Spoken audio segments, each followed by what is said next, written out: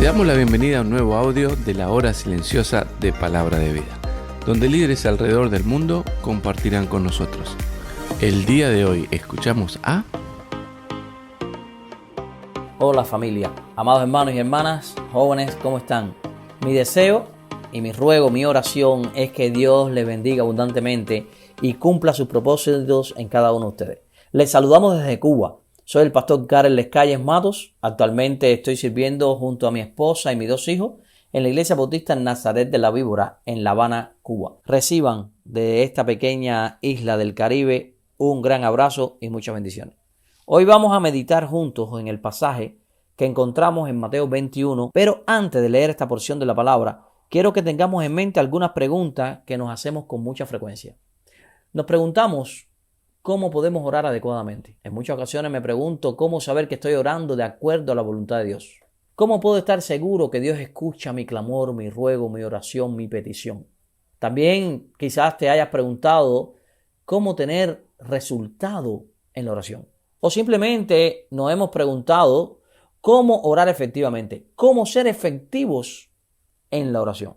Bueno, veamos las respuestas que podamos encontrar en esta porción de la palabra de Dios. Evangelio según Mateo capítulo 21, versículos 12 al 22. Dice la palabra de Dios: Y entró Jesús en el templo de Dios y echó fuera a todos los que vendían y compraban en el templo y volcó las mesas de los cambistas y las sillas de los que vendían palomas.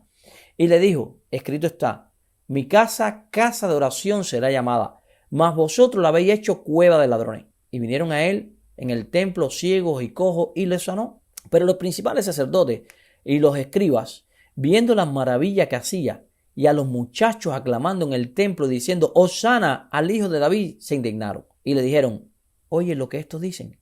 Jesús le dijo: Sí, ¿nunca leíste de la boca de los niños y de los que maman perfeccionaste la alabanza? Y dejándole salió fuera de la ciudad a Betania y posó allí. Por la mañana, volviendo a la ciudad, tuvo hambre.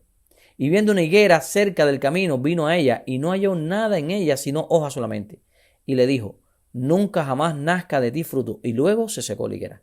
Viendo esto, los discípulos decían maravillados: ¿Cómo es que se secó enseguida la higuera? Respondiendo Jesús les dijo: De cierto os digo, que si tuvierais fe y no dudareis, no solo haréis esto de la higuera, sino que si a este monte dijeres: Quítate y échate en el mar, será hecho. Y todo lo que pidiereis en oración creyendo, lo recibiréis. Vuelvo a leer versículo 22, Mateo 21, versículo 22. Y todo lo que pidiereis en oración creyendo, lo recibiréis. Dios bendiga su palabra. Notemos que en la historia nos describe cómo Jesús comienza echando fuera a los cambistas, aquellos que vendían y compraban en el templo. Echó fuera esto. Y les recordó la palabra de Dios que dice: mi casa será llamada casa de oración.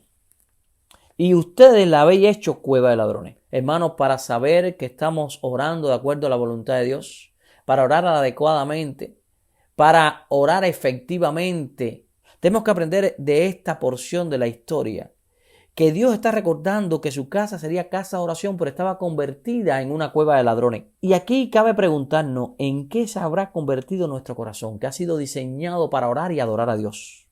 ¿Acaso en una cueva de ladrones? ¿Ladrones del gozo de Dios? ¿Ladrones del fruto del Espíritu? Recordemos que somos templo del Dios viviente. Y Pablo nos recuerda que hemos sido comprados con un precio, que nosotros somos miembros del cuerpo de Cristo. Somos templo del Espíritu Santo y hemos sido comprados por un precio muy alto, la sangre de Cristo en la cruz, derramada en la cruz del Calvario por cada uno de nosotros. Se demanda de nosotros santidad, purificación. Así como Jesús purificó el templo, tenemos que procurar en nosotros la santidad del Señor.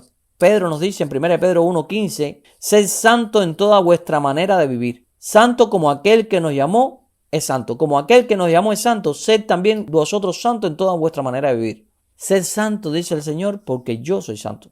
Así que como Jesús purificó el templo y recordó que sería llamado a casa de oración, nosotros debemos purificar nuestras vidas y todo aquello que impida mi comunión con Dios. Todo lo que impida una genuina adoración, todo lo que estorbe mi clamor, mi oración, mi ruego debe ser eliminado de mi vida. recordando las promesas de Dios, que si confesamos nuestros pecados, Dios es fiel y justo para perdonarnos y limpiarnos de toda maldad. 1 Juan 1:9 nos recuerda esta verdad. Qué bueno saber que nuestra oración puede ser efectiva cuando hay pureza, santidad en nuestra vida. Y no puedo dejar de citar Isaías capítulo 1, versículo 18. Y dice el Señor, venid luego, dice Jehová, estemos a cuenta.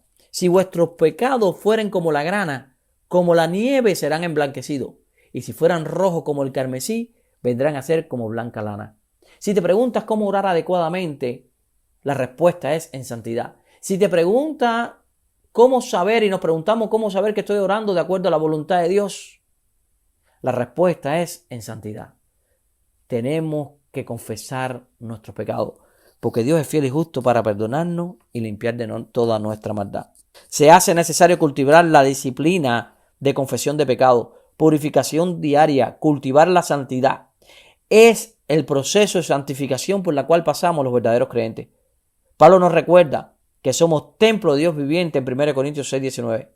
Para una oración efectiva, amado hermano, amado joven, amada hermana, purifiquemos nuestro templo, nuestro cuerpo, que somos templo del Espíritu Santo.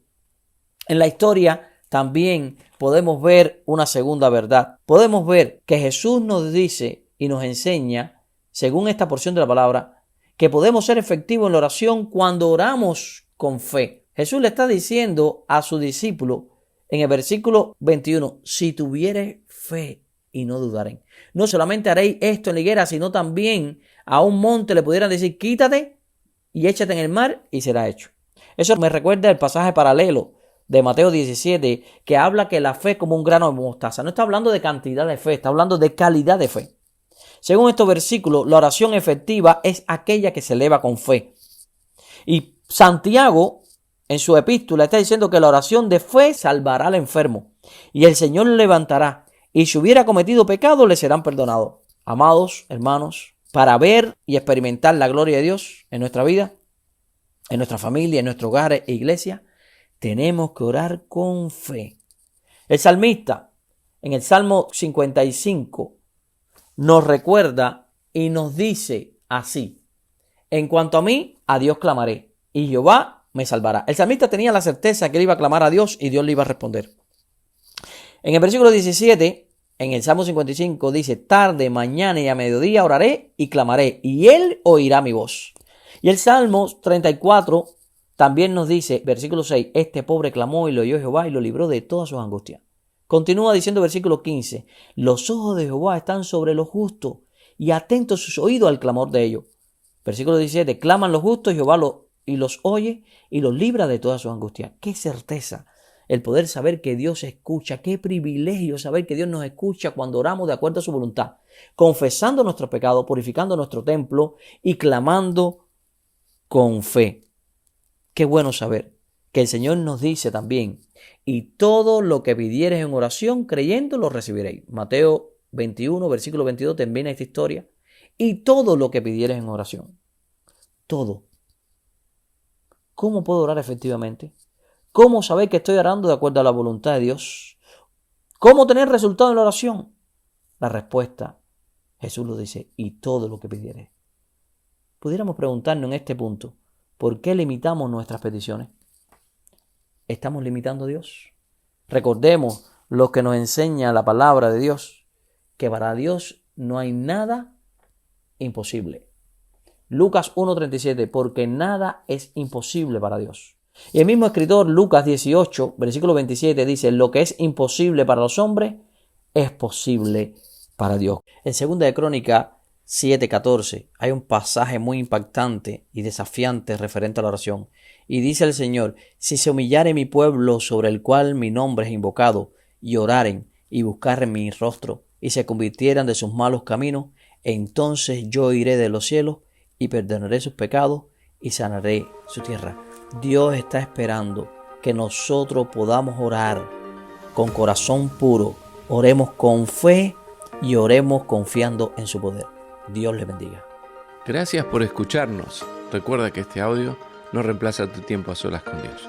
Te animamos a que escribas tus aplicaciones personales. Hasta mañana.